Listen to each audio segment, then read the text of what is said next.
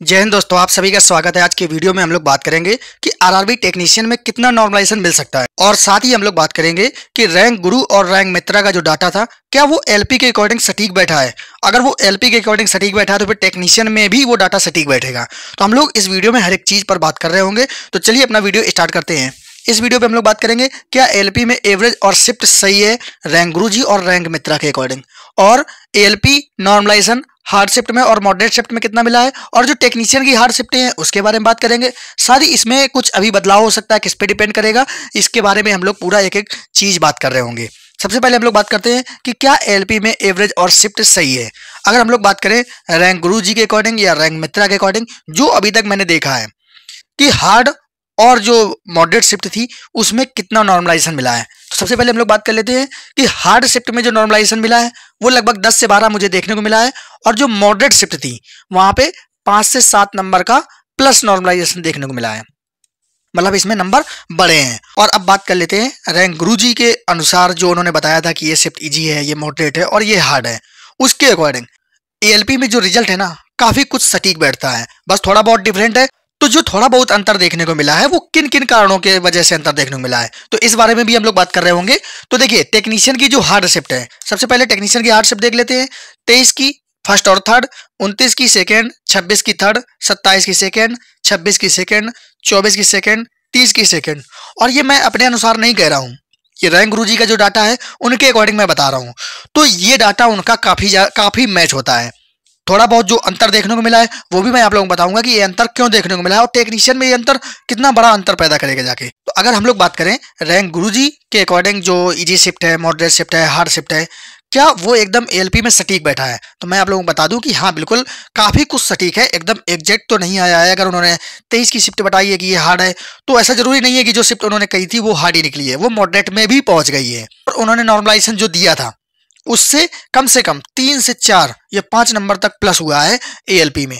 तो टेक्नीशियन में कितना ज्यादा फर्क पड़ेगा हम लोग पूरी इस पर बात कर रहे होंगे। तो सबसे पहले हम लोग बात कर लेते हैं कि क्या इस डाटा में अभी भी कुछ बदलाव हो सकता है, कि अगर रैंक गुरुजी ने बता दिया है कि ये शिफ्ट इजी है, मॉडरेट है, हार्ड है, क्या इसमें अभी भी कुछ चेंजमेंट हो सकता है। तो बिल्कुल इसमें अभी चेंजमेंट हो सकता है। क्या क्या ऐसी पॉसिबिलिटी है, तो हम लोग बात कर लेते हैं। किस पे डिपेंड करेगा, नए लोग जुड़ेंगे। देखिए जब भी कोई एग्जाम होता है वहां पे मान लीजिए कि 100 बच्चों ने पेपर दिया, तो उसमें से 50 तो पढ़ने वाले होते हैं, 20-30 होंगे जो मॉडरेट में होंगे, जिन्होंने उतना टाइम नहीं दिया होगा लेकिन हाँ एग्जाम टाइम जरूर पढ़ा होगा।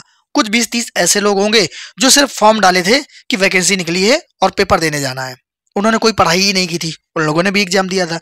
लेकिन जब रैंक गुरुजी ने डाटा फिल करवाया होगा तो उसमें वो डाटा भरेगा कौन, या तो जिसने अच्छे से मेहनत की है वो भर दिया होगा, या तो कुछ जिसने लास्ट टाइम में खूब जोर लगाया है उसने भी अपना डाटा भरा होगा। लेकिन जिसको मतलब ही नहीं है, जो सिर्फ पेपर देने के लिए गया था, भाई वो तो डाटा भरेगा नहीं। उसको क्या मतलब है, वो तो उसको डेट आ गई, एडमिट कार्ड आ गया, पेपर दिया और फिर से वापस आ गया अपना। उसको क्या मतलब है कि कहाँ डाटा फिल हो रहा है और क्या किया जा रहा है, तो उसने डाटा नहीं भरा है।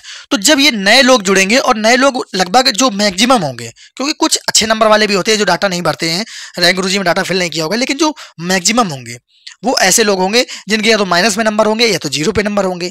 तो भाई जब वो लोग डाटा भरेंगे, क्योंकि रेलवे जब एवरेज मार्क निकालेगा किसी भी शिफ्ट का, तो वो मतलब टोटल स्टूडेंट को लेगा, चाहे वो माइनस पे हो चाहे प्लस पे हो, कैसे भी स्टूडेंट हो। तो जब लेगा, आप सोचिए अगर 10 लोगों का 10 एवरेज है और वहीं पे इसमें कुछ ऐसे लोग जोड़ दिए जाते हैं जिनके नंबर माइनस में हो, तो समझ लीजिए कि ये जो औसत है ये अपने आप ही डाउन हो जाएगा। तो ये भी डिपेंड करेगा इन लोगों पर, जो लोग ये नए लोग जुड़ेंगे इनके कारण। जिस भी शिफ्ट में ये जो कमजोर बच्चे हैं, जिनके 0 नंबर हैं, 10 नंबर हैं, 15 नंबर हैं, जो भी शिफ्ट में इन बच्चों की संख्या मैक्सिमम हो जाएगी, उसका एवरेज स्कोर और ज्यादा डाउन हो जाएगा। तो इस पर भी डिपेंड करेगा। उसके बाद इग्नोर प्रश्न पे ही डिपेंड करेगा। जैसे किसी किसी शिफ्ट में, अभी आप टेक्नीशियन में देख लीजिए, किसी शिफ्ट में 3 प्रश्न तक ऑब्जेक्शन किया गया है, 3 प्रश्नों में। अब मान लीजिए कि इन 3 प्रश्नों को इग्नोर कर दिया जाए, इन तीनों को इग्नोर कर दिया रेलवे ने, तो जो आपके मार्क बनेंगे वो तो 97 बनेंगे। मान लीजिए ये 3 प्रश्न उसने इग्नोर कर दिए। अगर ये 3 प्रश्न इग्नोर ना किए होते तो किसी बच्चे का इसमें 1 गलत हो जाता, इस 3 में किसी बच्चे का 2 गलत हो जाता, और किसी बच्चे के तीनों गलत हो सकते थे, और किसी बच्चे के ये तीनों सही हो सकते थे। यही पॉसिबिलिटी बनती है। लेकिन जब रेलवे ने क्या किया कि रेलवे ने इन 3 प्रश्नों को इग्नोर किया, इसका मतलब है कि जितने भी बच्चे उस शिफ्ट में जुड़े थे उन सारे बच्चों को अगर ये 3 प्रश्न मिल गए, तो समझ लीजिए उसका एवरेज स्कोर तो बढ़ेगा ही बढ़ेगा। तो इसका भी फर्क पड़ेगा। यहाँ पे क्या होता कि यहाँ पे अगर कोई एक गलत कर देता तो वो थोड़ा सा नीचे रह जाता, दो गलत कर देता तो और नीचे, तीन गलत कर देता तो उसका और नीचे हो जाता। और जिसने तीन सही किए तो वो तो मान लो कि रेलवे खुद ही दे रहा है, तीनों को इग्नोर कर देगा तो उन्हें तीनों को नंबर दे रहा है। लेकिन अगर उन प्रश्नों को कोई सॉल्व करता था कि जो शिफ्ट का एवरेज स्कोर है वो इतना ज्यादा ऊपर ना जाता जितना ये तीनों प्रश्नों को इग्नोर करने पे चला जाएगा, क्योंकि सारे बच्चों को दे दिया जाएगा। अगर वो माइनस में भी है उसको भी वो 3 नंबर मिलने हैं, अगर वो प्लस में भी है उसको भी वो 3 नंबर मिलने हैं। और उसमें से कुछ बच्चे ऐसे भी हो सकते हैं कि जो रेलवे ने आंसर दिया है वो उनका इस समय प्रेजेंट में सही हो, ये भी तो एक पॉसिबिलिटी बन सकती है। तो इसका बहुत असर पड़ेगा आपके शिफ्ट पर, इससे भी पता चलेगा। क्योंकि अगर ये ऐसी पॉसिबिलिटी आती है ना, इससे भी आपका एवरेज स्कोर बढ़ेगा। क्योंकि बहुत सारी ऐसी शिफ्टें हैं जहाँ पे मैंने देखा है कि 2 प्रश्न ऐसे हैं जो इग्नोर होंगे, 1 प्रश्न है जो इग्नोर होगा, किसी में 3 प्रश्न है जो इग्नोर किए जाएंगे। तो इसका भी असर आप लोगों को देखने को मिलेगा कि उसका शिफ्ट का एवरेज स्कोर बढ़ जाएगा। उसके बाद बात कर लेते हैं बच्चों पर डिपेंड करता है। देखिए, अगर मैं बात करूं एग्जाम की या प्रश्नों की, तो कोई भी शिफ्ट इतनी टफ नहीं थी। जो प्रश्नों का लेवल था वो लगभग समान था, 19-20 था, और इसको टफ नहीं कहा जा सकता है। पेपर एकदम समान था, रेलवे ने एकदम सेम बनाया था कि हाँ, ना कोई हार्ड है और ना ही कोई सिंपल है। लेकिन हार्ड और सिंपल कैसे होता है ये डिपेंड करता है बच्चों पर।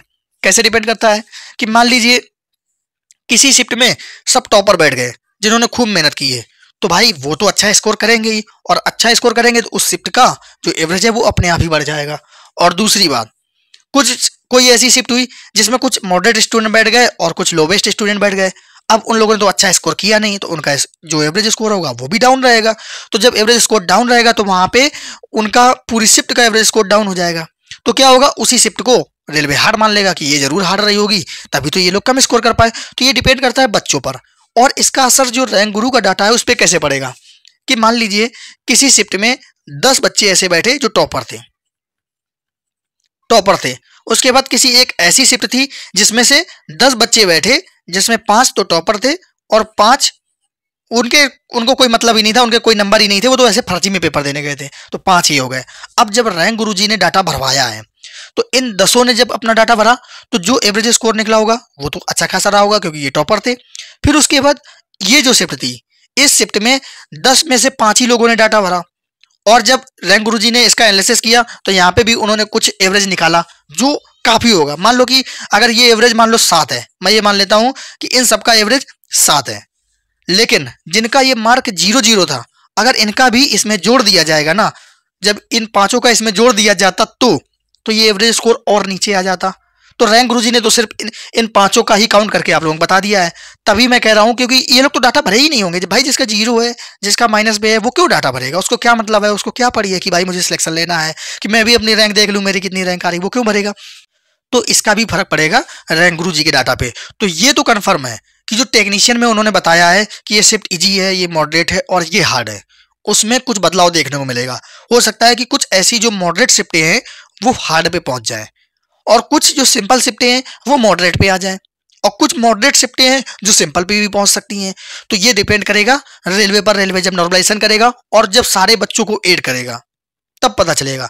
तो इन सब चीजों का टेक्नीशियन के एग्जाम में फर्क पड़ने वाला। मैंने आप लोगों को बता दी है पॉसिबिलिटी। तो यहाँ पे रैंक गुरुजी का जो डाटा है वो थोड़ा सा गलत भी हो सकता है, थोड़ा अंतर देखने को मिलेगा। और मैं कह रहा हूँ कि अगर सिर्फ 4-5 नंबर का भी अंतर आप लोगों को देखने को मिल गया, 4-5 नंबर का ही, तो ये भी बहुत बड़ा अंतर होता है। इस 4-5 नंबर से जिसके इस समय 72 बन रहे हैं वो 77-78 पर पहुंच जाएगा, तो भाई ये भी तो बहुत ज्यादा है।